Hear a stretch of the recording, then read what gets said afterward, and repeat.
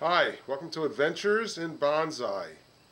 Today we're going to take a look at transplanting a specimen of a Buddha plant, sometimes known as a Buddha belly plant, sometimes known as a bottle plant. They're interesting succulents that go into the Euphorbia family. They have a big caudex, which is the bottom part of them that spreads out.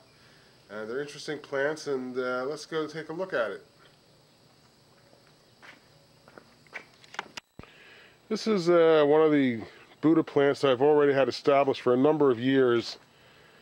It's growing in this pot. It's got this nice caudex on it and these nice surface roots coming out.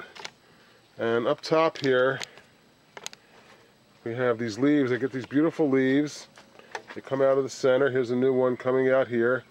And they also get these nice flowers. And the thing is, the way to grow these, if you can, is to get seeds.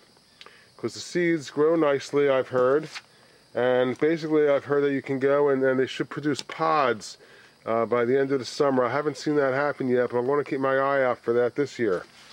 So this is the one I have that's already established. Let's go take a look at the specimen that I have.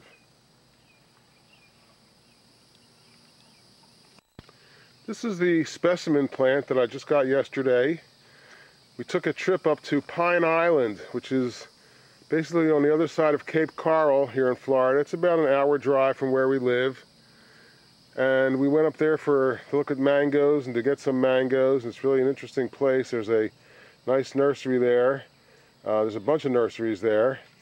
And Bokeelia is one of the little cities there. And there's Matlacha, and they're really quaint little towns that are really fun to go to, very artsy and interesting.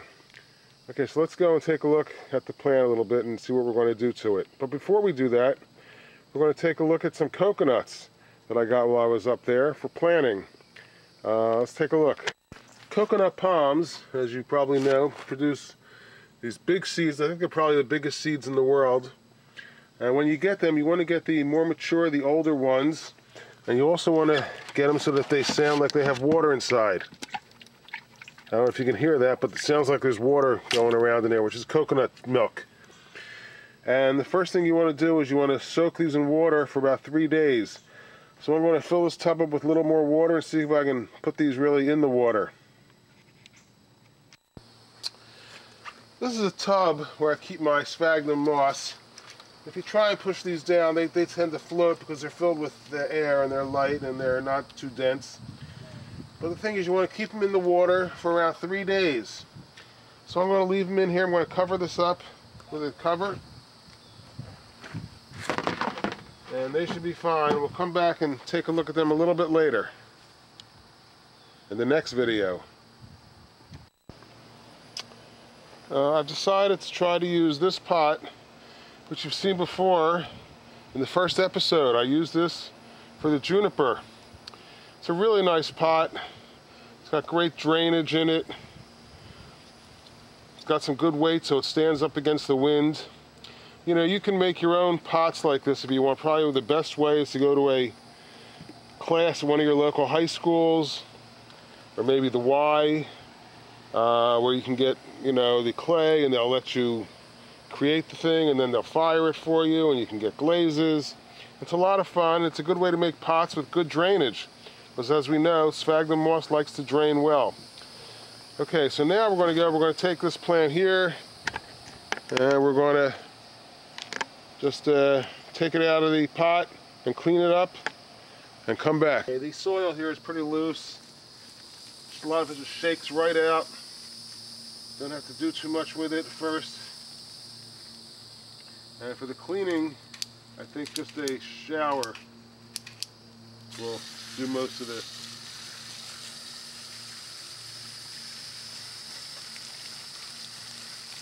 Okay, I'm going to increase the pressure a little. There we go.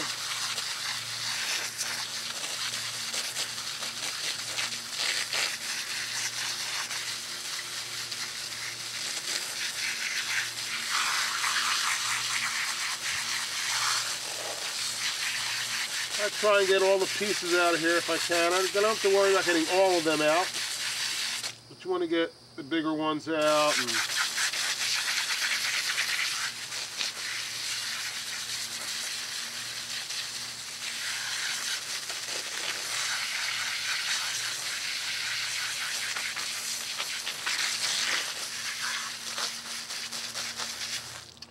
okay, I'll pick out the other couple pieces. Let's move along.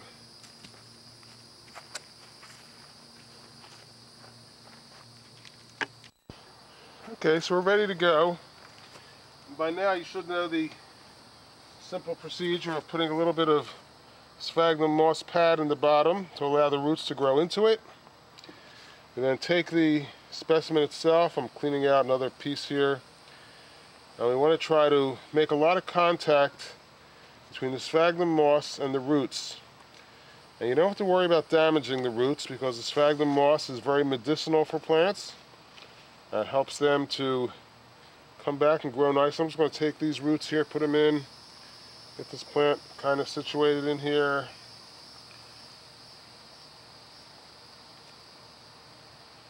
And now add some more.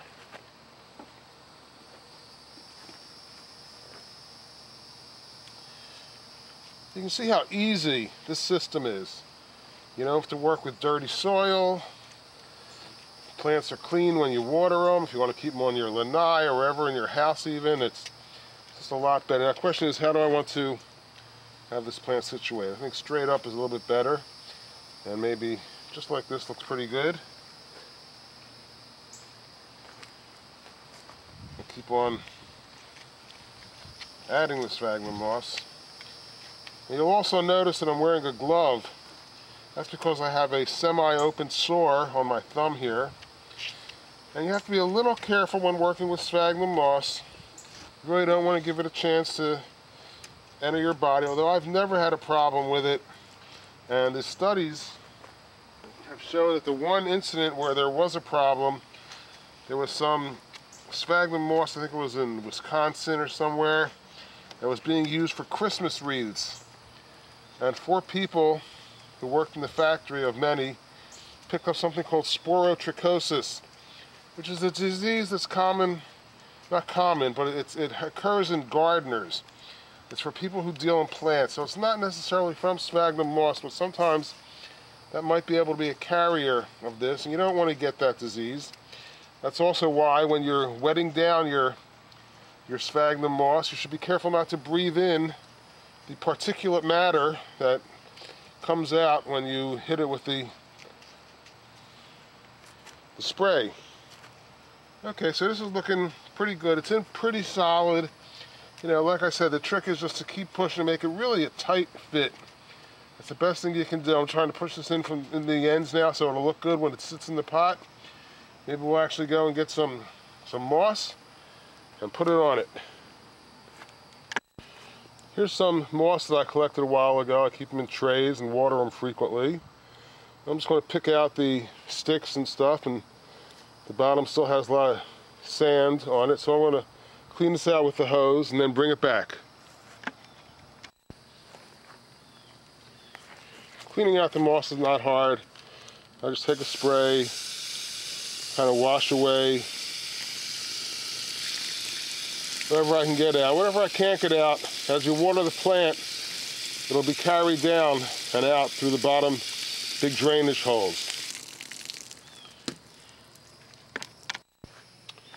Okay, so what I'm going to do now is take some of this moss and find a place where it fits.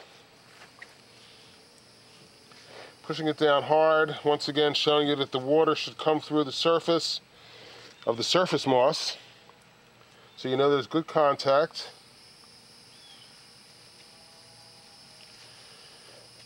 You can just edit this as you go, taking a little piece here, a little piece there, and adding pieces as necessary.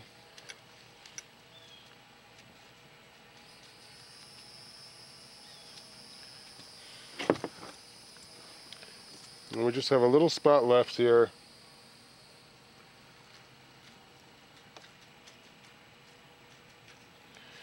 A couple little spots, actually. Okay, we're getting there. I'll be right back. Okay, I've got my 2 tools here.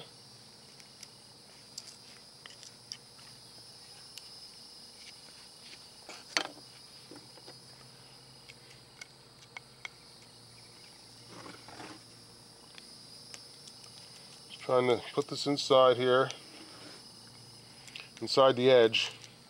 Gives it a cleaner, more manicured look.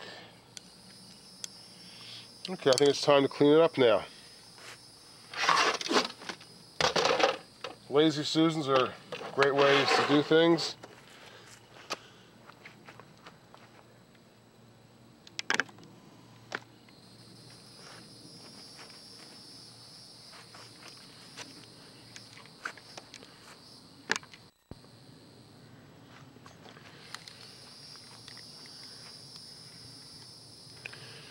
Okay, so I'm just going to kind of gently clean this off.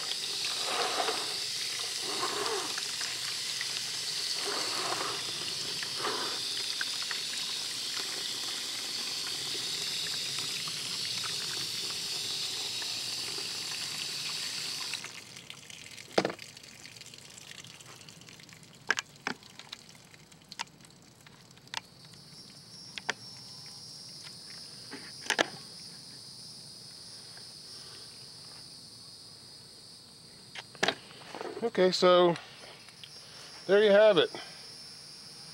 The Buddha plant been transplanted in a couple of minutes.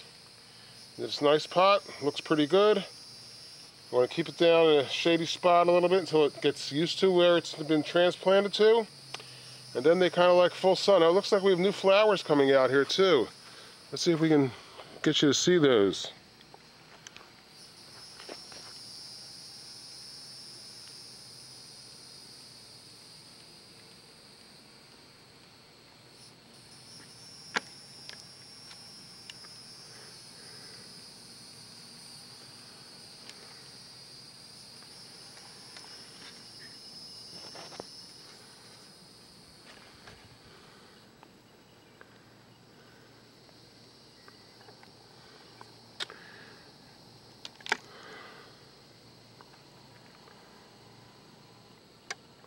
Okay, so there you have it. The Buddha plant, or the Buddha belly plant, or the bottle plant. Like I said, it's in the Euphorbia family. They do really well in sphagnum moss. Give it a try if you can find them. If you can't find them, they're good to grow from seeds, and sometimes you can get those seeds on eBay. Okay, have fun with your bonsai.